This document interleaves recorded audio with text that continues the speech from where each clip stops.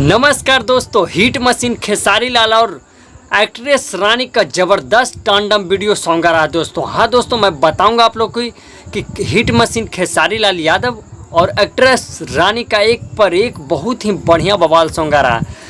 तो अगर आप लोग भी इस वीडियो गाना को देखना चाहते हैं, खेसारी जी के फैंस हैं, तो आप लोग को इंतज़ार करना पड़ेगा फ्रेंड्स, क्योंकि कुछ वीडियो का शूटिंग पोस्टर में मैंने फ़ोटो डाल दिया है दोस्तों। आप लोग पोस्टर में देखकर समझ ही गए होंगे।